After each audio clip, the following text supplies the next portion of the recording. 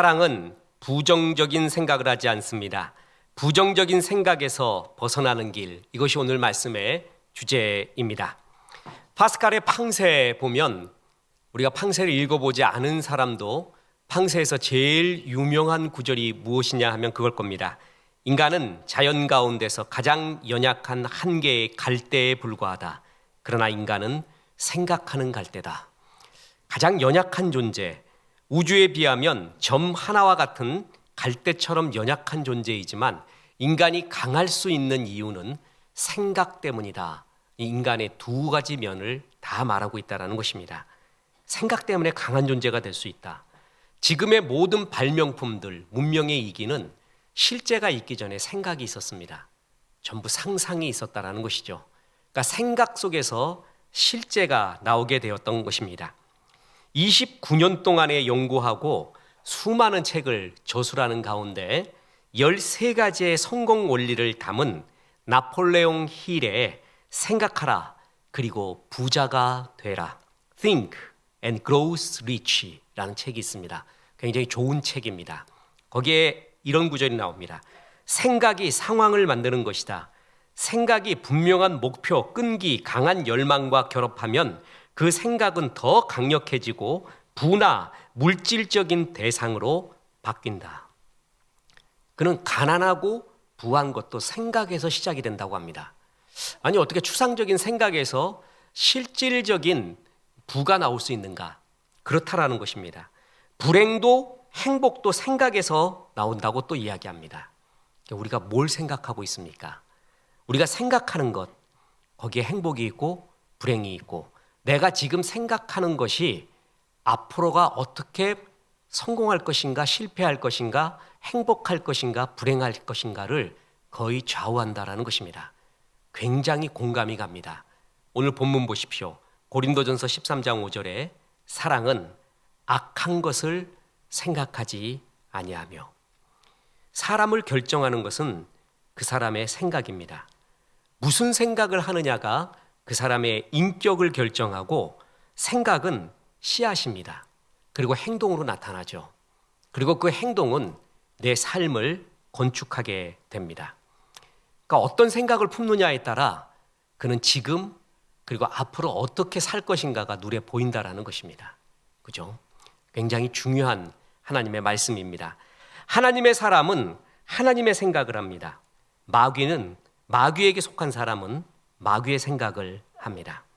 사랑의 9번째 정의인 사랑은 악한 것을 생각하지 아니하며, 이것은요 과거의 악한 것을 품지 않는다.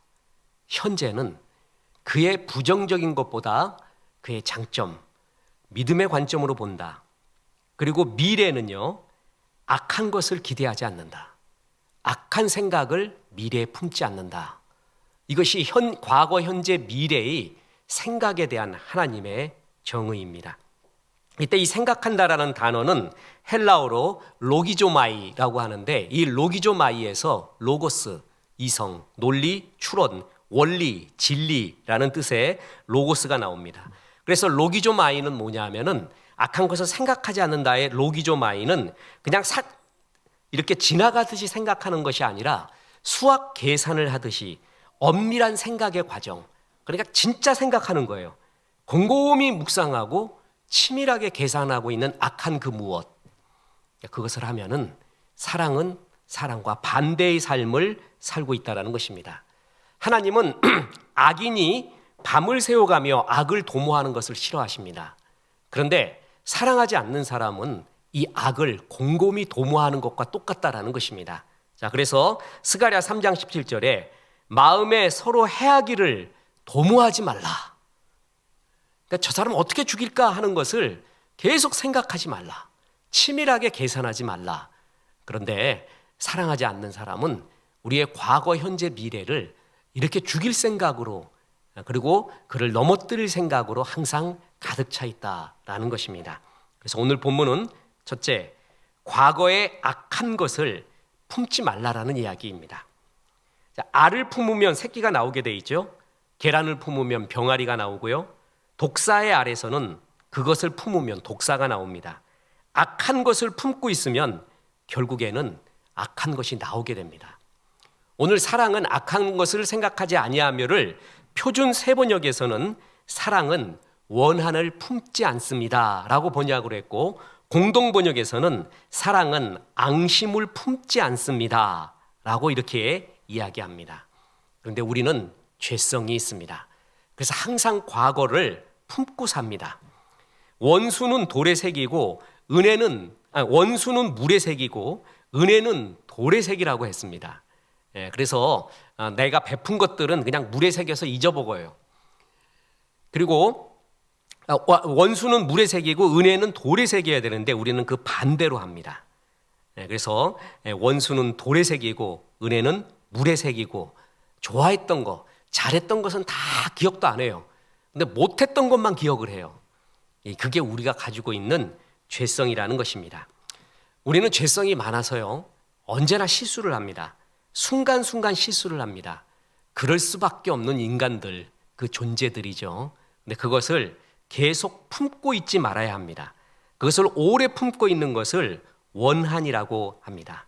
그 원한을 품으면 자기도 불행해지고 인간관계도 모두 무너지게 돼 있습니다.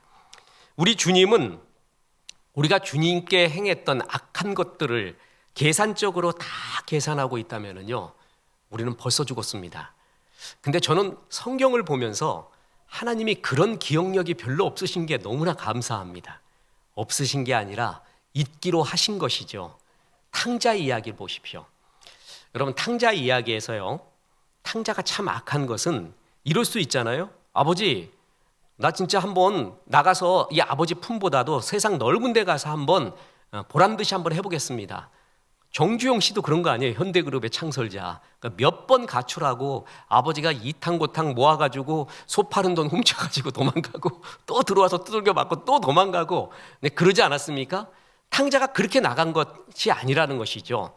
그때 당시에 아버지가 죽어야지만이 재산의 분깃을 받습니다. 죽어야지만이 받게 돼 있어요. 그런데 내 재산 내놔라고 합니다. 산 아버지를 죽은 아버지 취급한 것입니다. 그게 참 악한 거죠. 그거 다 날려버립니다.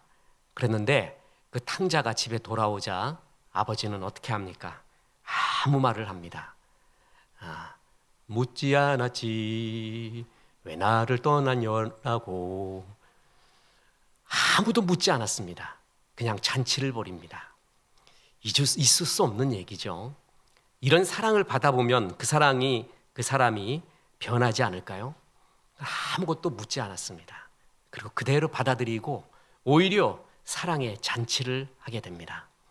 기억하지 않았습니다. 기억도 하시지 않기로 작정하신 겁니다. 하나님이 다 기억하고 있다면 우리의 불순종을 우리는 하늘을 두루마리 삼고 바다를 먹물 삼아 그것을 다 기록해도 우리의 불순종과 하나님 앞에서 악한 일을 했던 것은 다 기록할 수 없을 것입니다. 그런데 주님은 이사야 1장 18절에서 이렇게 말했습니다. 여호와께서 말씀하시되 오라 우리가 서로 변론하자. 너희 죄가 주홍 같을지라도 눈과 같이 희어질 것이요 진홍같이 붉을지라도 양털같이 희게 되리라. 우리는 주홍만 기억합니다. 네 죄는 주홍이었다. 그런데 주님은 주홍 같을지라도 뭐라고요? 눈과 같이 희어질 것이요 진홍같이 붉을지라도 양털같이 희게 되리라. 주님은 기억지 아니하고 우리에게 새 길을 열어줬기에 우리가 지금 살고 있는 것입니다. 구약을 할 때요, 구약을 전공할 때 사사기를 보면 딱 우리들의 모습입니다. 그런데 사사기를 보면 진짜 하나님의 기억력 없으심이 너무나 감사합니다. 이놈이 나중에 어떻게 할까 많이 보이거든요. 그거를 구약 신약에서, 여러분 우리가 구약개론 이번에 책자 만들었잖아요. 거기도 사사기 나올 때 사사기의 사이클이라고 꼭 기록된 게, 도표로 기록된 게 있습니다. 이 사사기의 사이클이 7번 돌아갑니다. 그러니까 7번 똑같은 짓을 한 거예요. 그 사사기의 사이클이 뭐냐? 그 대표적인 구절이 사사기 3장 7절에서 12절까지에 나옵니다. 보세요. 이스라엘 자손이 여호와의 목전 앞에서, 이 목전에 악을 행하여 자기들의 하나님 여호와를 잊어버리고 바알들과 아세라들을 섬긴지라. 자, 악을 행하죠. 이게 첫 번째예요. 두 번째, 여호와께서 이스라엘에게 진노하사 그들을 메소포타미아 왕 구산 리산다임 손에 파셨으므로 이스라엘 자손이 구산 리사다임을 8년 동안 섬겼더니 하나님의 징계. 자, 죄악, 그 다음에 징계. 9절에 이스라엘 자손이 여호와께 부르짖음에 여호와께서 이스라엘 자손을 위하여 한 구원자를 세워 그들을 구원하게 하시니 그는 곧 갈렙의 아우 그나스의 아들 온니엘이라. 이제 못 살겠습니다. 죽겠습니다. 다시는 안 그러겠습니다. 그랬더니 하나님이 뭘 보내요? 사사를 보내요. 구원을 내줘요. 그래서 3장 10절에 여호와의 영이 그에게 임하셨으므로 그가 이스라엘의 사사가 되어 나가서 싸울 때에 여호와께서 메소포타미아 왕 구산 리사다임을 그의 손에 넘겨주심에 온니엘의 손이 구산 리사다임을 이기니라. 그 땅이 평온한 지 40년에 그나스의 아들 온니엘이 죽었더라. 이스라엘의 자손이 또 여호와의 목전에서 악을 행하니라. 이스라엘 자손이 여호와의 목전에 악을 행함으로 여호와께서 모압 왕 에글론을 강성하게 하서 그들을 대적하게 하시매. 이게 사사기의 사이클이에요. 하나님 앞에 배반해요. 범죄해요. 그래서 하나님의 징계가 임해요. 그러면 이스라엘이 못 살겠다고, 다시는 안 그러겠다고 하나님께 부르짖어요. 그럼 하나님이 사사 보내서 구원해줘요. 그랬더니 또 범죄해요. 그랬더니 또 징계가 임해요. 지금 이 얘기가 요것이 사사기의 심층 구조입니다. depth dimension이라 그러죠. 그러니까 전체 구조가 이 구조예요. 이게 사사기에 몇 번 나오냐면 7번 나옵니다. 7번 똑같은 얘기가 나와요. 그러면 우리가 한 번 겪고 두 번 겪고 세 번 겪으면 알 거 아닙니까? 뭐라고 알죠? 요놈 또 그런다. 요놈 또 그러지. 내가 한두 번 겪었냐? 세 번 겪었다. 네 번 겪었다. 5번 겪었다. 6번 겪었다. 내가 너를 안다. 이럴 것이에요. 그래서 이제 다시는 사사를 보내주지 않을 거예요. 진탕 혼나보라고 말해요. 그죠? 근데 하나님은 또 보냅니다.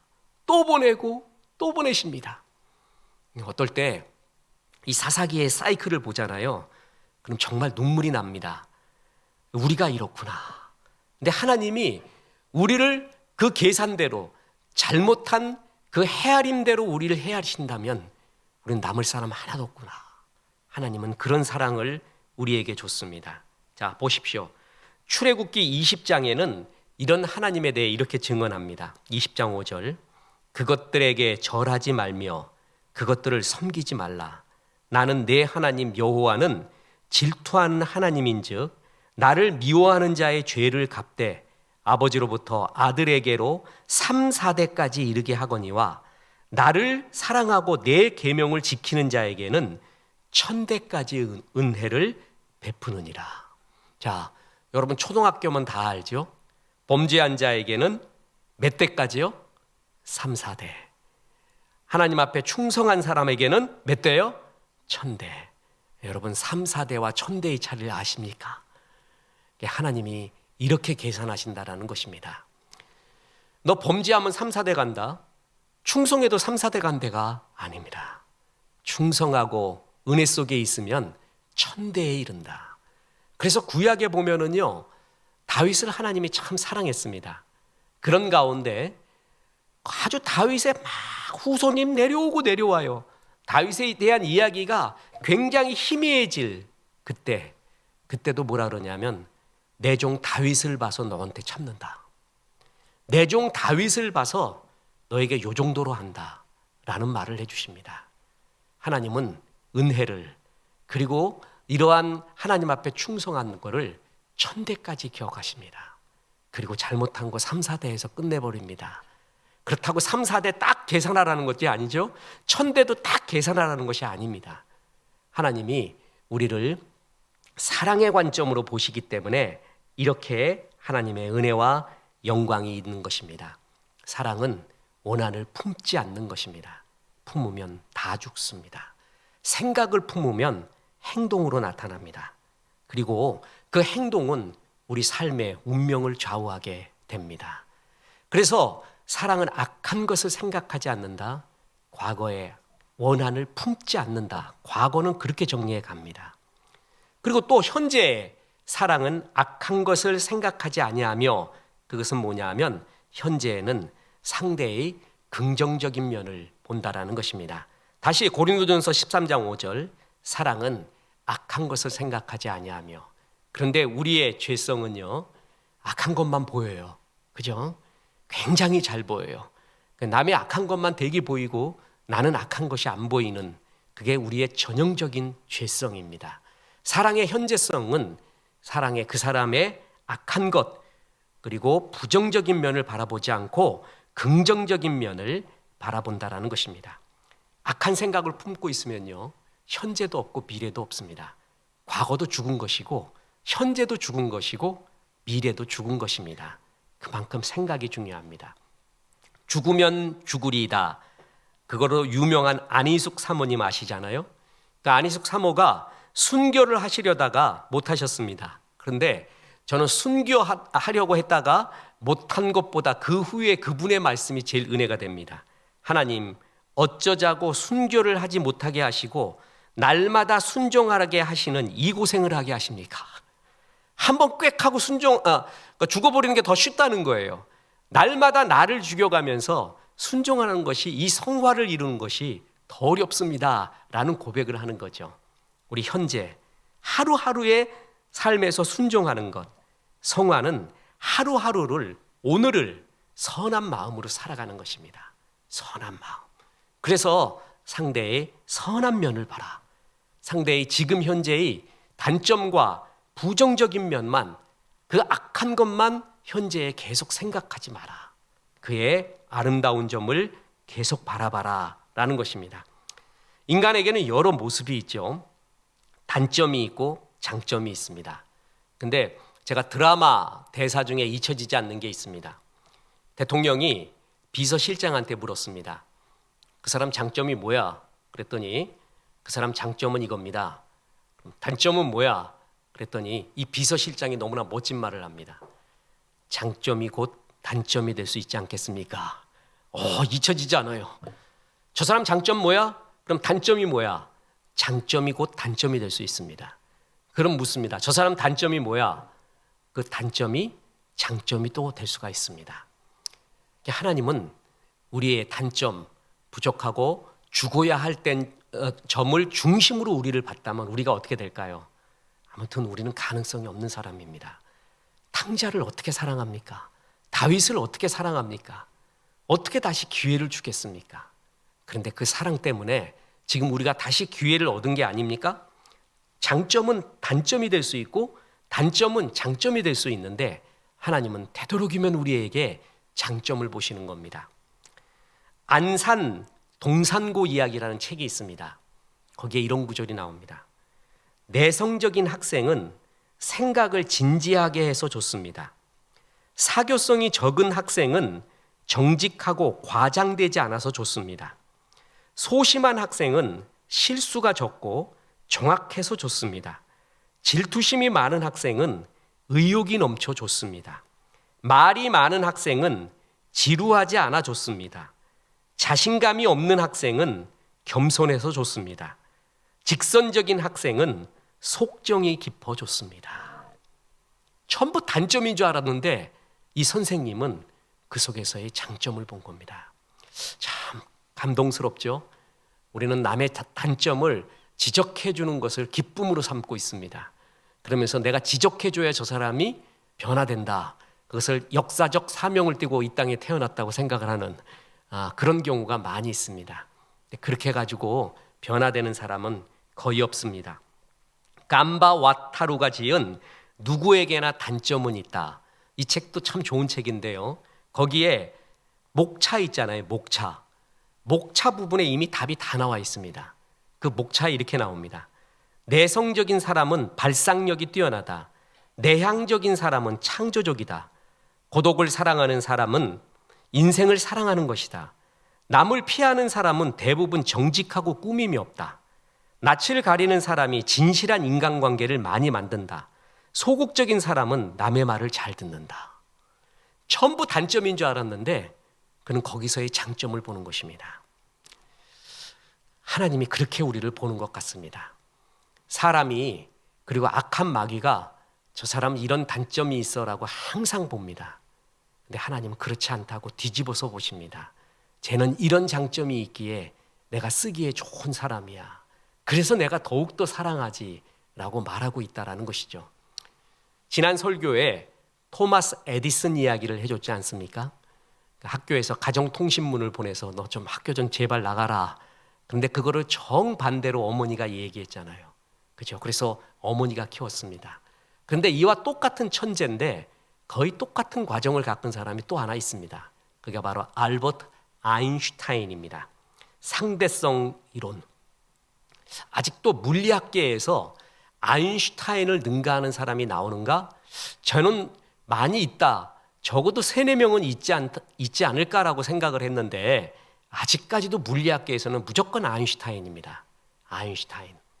상대성 이론 모든 걸 하나로 거기에 통일시키죠. 지금 블랙홀이 발견된 것, 그 모든 것들의 기초적 이론을 제공한 것이 아인슈타인입니다.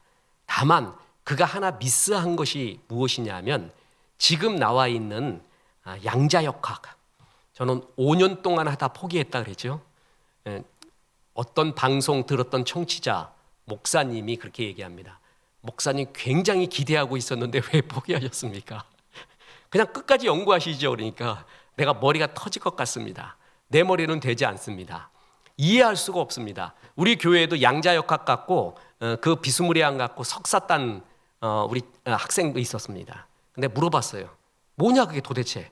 나한테 있지 딱 1분 동안만 농축해서 쉽게 설명해라 그러니까 자기도 잘 모른대요. 모르는데 그렇게 하면 되더래. 그러니까 그게 이해할 수가 없대요. 그러니까 이해하려고 들면 안 됩니다, 목사님. 예를 들어서 이게 여기 있다가 여기 가려면 이렇게 가는 거 아니에요? 이렇게. 그죠? 과정이 있잖아요. 여기서부터 여기 가는 과정이. 근데 여기 있는 놈이 없어져. 그러다가 여기에 나타나. 그게 뭐냐는 거예요. 어떻게 이해할 수가 있냐는 거예요. 그러니까 이 과정은 없는 거예요. 그건 모릅니다. 근데 그렇게 하면 됩니다. 그래서 이해 안 돼서 포기했는데 아인슈타인이 양자역학은 엄청 반대했습니다. 그러다 나중에 인정을 하죠. 그 정도로 최고 천재 물리학자가 아인슈타인입니다. 근데 여러분 아십니까? 상대성 이론을 발표하고 완성하고 만든 것이 대학교가 아니라 그가 특허 사무소에서 근무할 때입니다. 왜 그러냐면 그는 대인관계가 꽝이었습니다.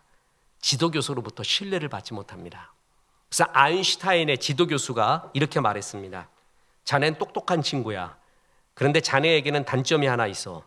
도무지 남의 말을 고분고분 받아들이려 하지 않는구나. 그래서 지도교수가 싫어해버렸습니다. 그래서 아인슈타인이 그 어떤 정궤도에서 벗어나게 됩니다. 고등학교 때 아인슈타인은 물리하고 화학만 끝내줬지 어학은 항상 낙제였습니다. 그래서 이런 아인슈타인을 향해 그리스어 교사는 이런 말 했습니다. 장차 너는 아무짝에도 쓸모없는 놈이다. 다른 사람한테 방해만 되니까 학교를 당장 그만둬라. 이렇게 말을 들을 정도의 사람이 아인슈타인이었습니다. 그런데 그 말대로 그를 바라본 그 부정적인 시선대로 그에게 이루어졌다면 오늘날의 물리학의 발전이 있을까요? 사람은 누구나 이렇게 큰 단점이 있는 것입니다. 말도 못하는 단점.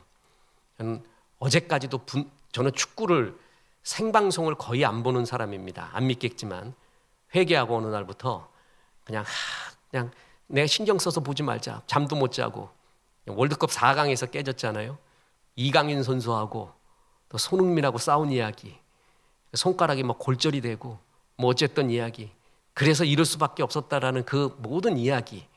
그걸 볼 때 우리 인간은 이렇구나. 이 사람들이 화합을 못 이루어서 그러면 대표팀에서 다 빼버리나?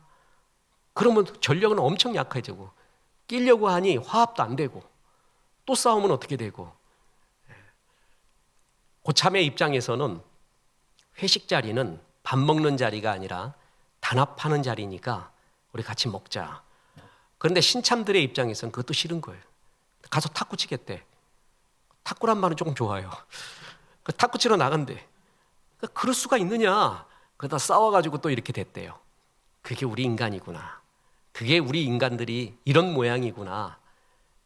우리의 이런 부정적이고 악한 모습 그대로 우리를 갖다가 하나님의 헤아렸다면은 우리는 아무도 가능성이 없습니다. 지금 현재도 그렇습니다. 정말 성화되고 성화돼야 될 우리의 죄성이 뭐냐면 그 사람의 부정적이고 단점을 깊이 보는 거, 장점을 많이 봐줘야 됩니다. 그래서 악한 생각을 그에게 품지 않아야 됩니다. 현재의 말입니다. 그것이 하나님께서 말하는 사랑이고 은혜입니다. 시어머니와 며느리, 이것은 동서고금을 통해서 굉장히 괴로운 사이의 상징입니다. 그래서 왜 그런 말이 있잖아요. 친정 어머니가 아프면은 가슴이 아프고 시어머니가 아프면 머리가 아프다라는 말이 있습니다. 그러니까 이게 굉장히 아주 우리의 인간사를 잘 꾸며주고 있는 거죠. 그러니까 돌아가신 이어령 교수가 그럽니다. 시어머니라는 그 존재 자체가 힘들대요. 그러니까 존재 자체가 힘든 거지 그가 잘해주건 못해주건하고는 상관없이 며느리 입장에서는 시어머니라는 존재 자체가 되기 힘든 존재다. 이렇게 말할 정도입니다. 자, 어느 시어머니가 아들 집을 방문했습니다. 그런데 아들이 빨간 고무장갑 끼고 설거지하고 있었습니다. 반면에 며느리는 침대에 누워서 쉬고 있었습니다. 그랬더니 시어머니가 어떻게 했습니까? 난리가 났죠. 내가 너를 어떻게 키웠는데 너 이 짓 하고 있느냐?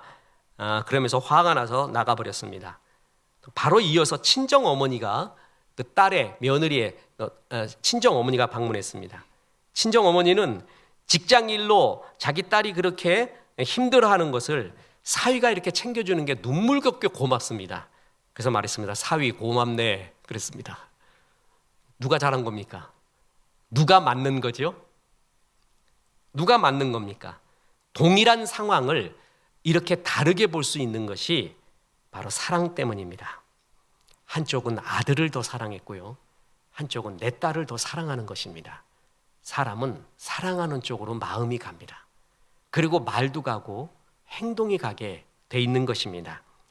그래서 이 현재를 바라볼 때 제일 행복한 사람은 악한 생각을 품지 않고 그에게 좋은 점, 장점을 바라봐 주는 것.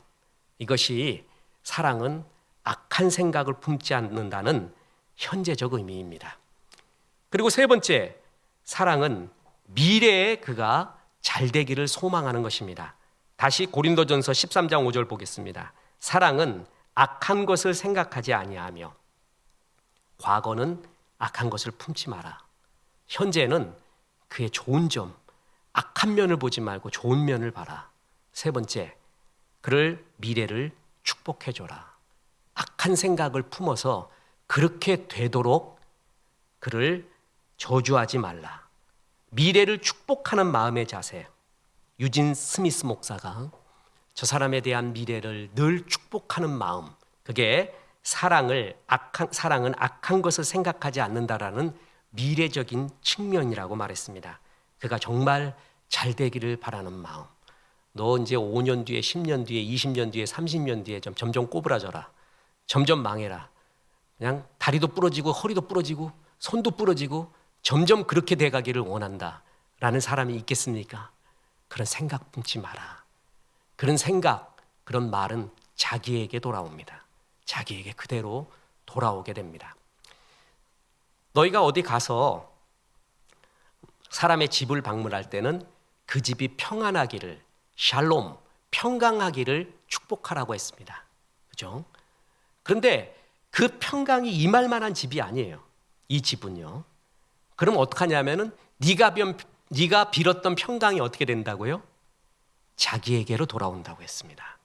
그래서 목사들은 신방을 가거나 어느 지역에 가잖아요.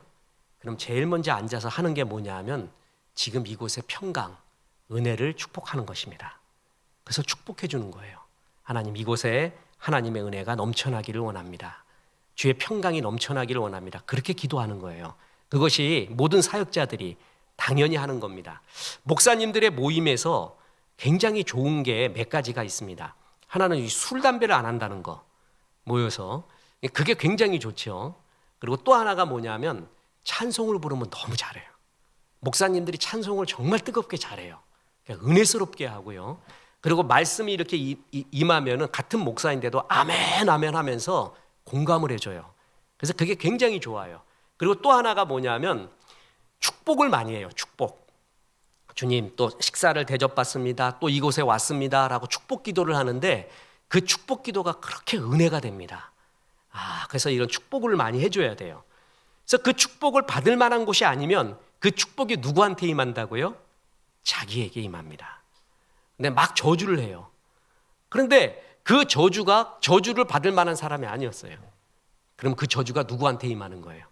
내 귀에 들린 대로 너에게 행하리라. 그래서 사랑의 미래적인 측면은 그가 잘 되기를 항상 간구해 주는 겁니다. 그가 잘 되기 바랍니다. 그가 예를 들어 나한테 해를 끼쳤어요. 그래, 그가 회개하고 하나님 앞에 회개하고 잘 풀어가면 잘 되겠지. 그도 잘 됐으면 좋겠다. 그 사람도 잘 됐으면 좋겠다 하는 것이 악한 생각을 품지 않는 미래적인 측면입니다. 그놈은 갈수록 죽어야 돼요. 박살 나야 돼. 그놈은 아무튼 한번 내 그 꼴을 한번 보자. 그 마음 계속 품고 있잖아요. 그럼 내가 당합니다. 하나님 그런 것을 원하고 있지 않습니다. 내가 그대로 당하게 됩니다. 사랑은 악한 것을 생각하지 아니하며, 그래서 하나님께서 주시는 평강과 은혜의 말씀 중에 요한 3서 1장 2절 보세요.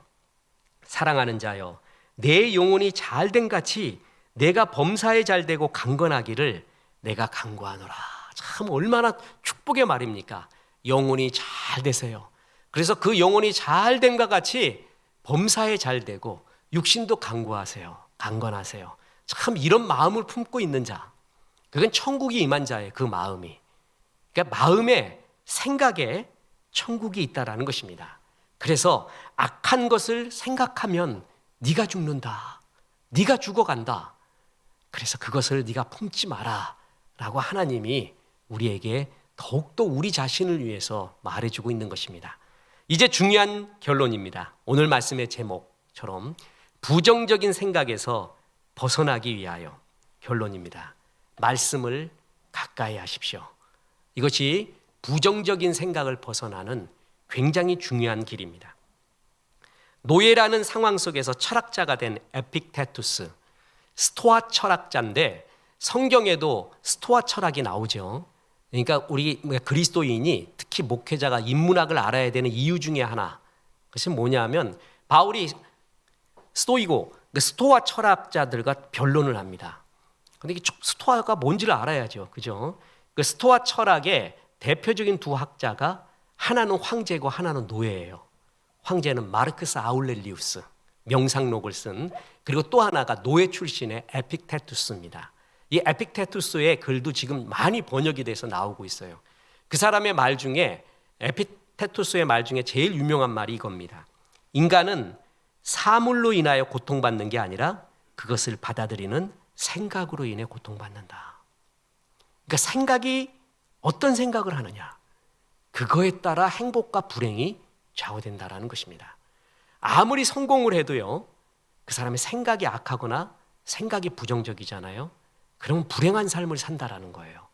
그래서 하나님의 생각, 그걸 품는 것이 인생의 최고의 행복이라고 말해주고 있는 겁니다.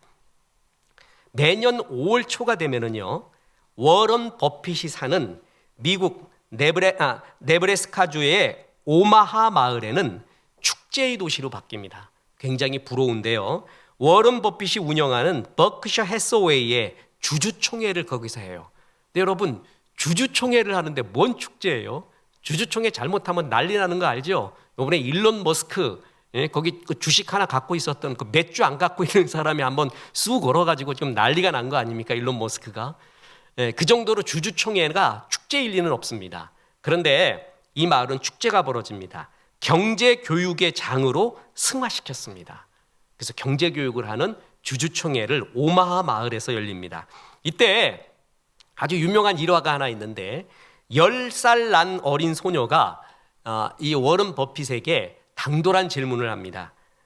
저는 켄터키주에서 부모님과 함께 왔어요. 올해 10살이에요. 버핏 할아버지, 어떻게 하면 할아버지처럼 큰 부자가 될까요? 10살짜리가. 그럼 질문했어요. 그러면 여러분 상식적으로 생각해 봅시다.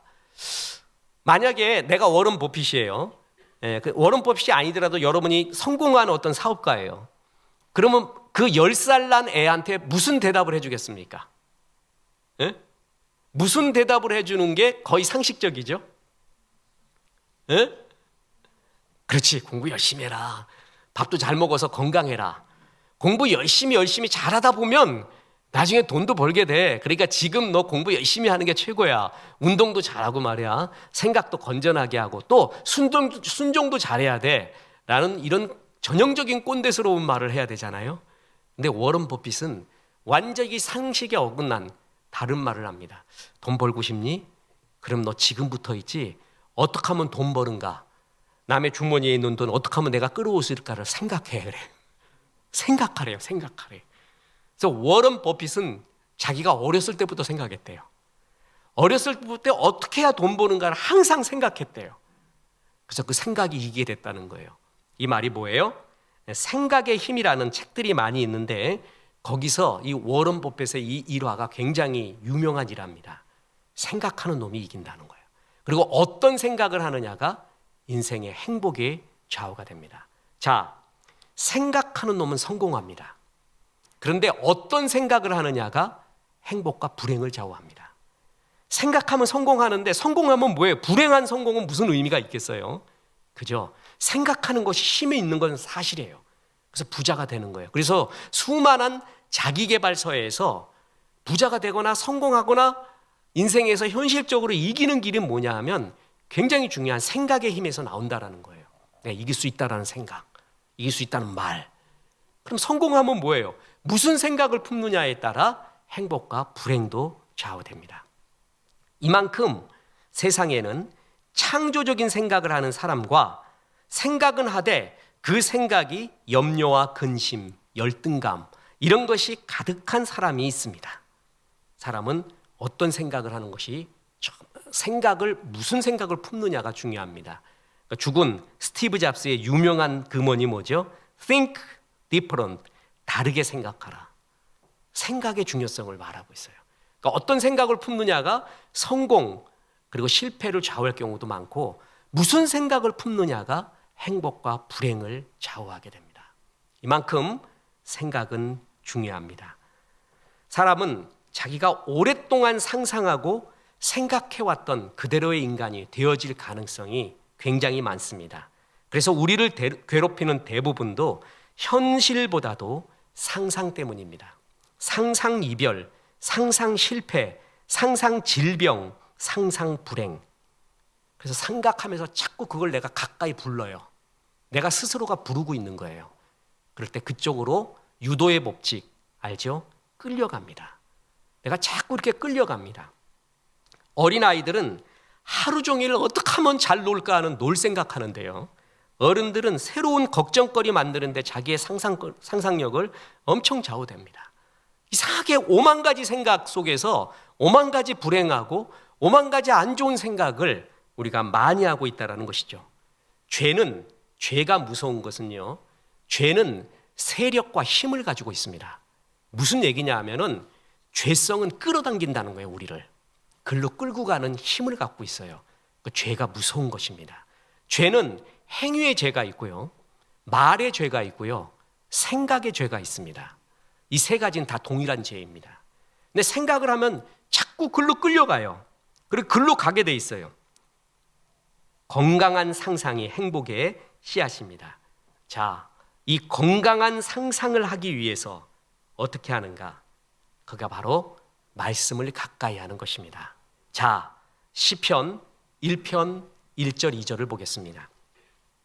복 있는 사람은 악인의 꾀를 따르지 않으며, 이 꾀가 생각이에요. 악인의 생각을 쫓아가지 않는다라는 거예요. 생각이 잠깐 들 수 있습니다. 마틴 루터가 표현했듯이 그 생각이 둥지를 틀어서는 안 됩니다. 악한 생각이 지나갈 수 있어요. 우리는 다 죄성이 있기 때문에 그런 악한 생각을 품을 수 있어요. 근데 자리 잡지 않게 해야 돼요. 근데 그것이 자리를 잡아버리면 안 돼요. 보세요. 악인의 꾀를 따르지 아니하며 죄인의 길에 서지 아니하며 오만한 자의 자리에 뭐라고요? 앉는다까지 나오죠. 앉는다. 그 생각이 앉아버릴 수도 있습니다. 그래서 오직 여호와의 율법을 즐거워하여 그 율법을 주야로 뭐라고요? 묵상하는 자로다. 악인의 꾀, 악한 생각을 쫓아가지 아니하고 여호와의 율법을 즐거워하여 그 율법을 주야로 묵상하는 자가 복 있는 자입니다. 하나님의 말씀을 자꾸 보잖아요. 그러면 정말 그건 체험을 해야 됩니다. 생각도 주님의 생각으로 많이 변해갑니다. 근데 세속 것을 자꾸 생각하잖아요. 그 세속의 것을 자꾸 가까이 하잖아요. 그러면 그 세속의 생각을 그대로 쫓아갑니다. 불현듯 나오는 말이 세속의 말이에요. 불현듯 드는 것이 세속의 생각이에요. 근데 하나님의 것을 자꾸 생각하고 하나님의 비전과 하나님의 은혜의 말씀을 자꾸 묵상하면은 그것이 생각과 말도 글로 흘러가게 돼 있습니다.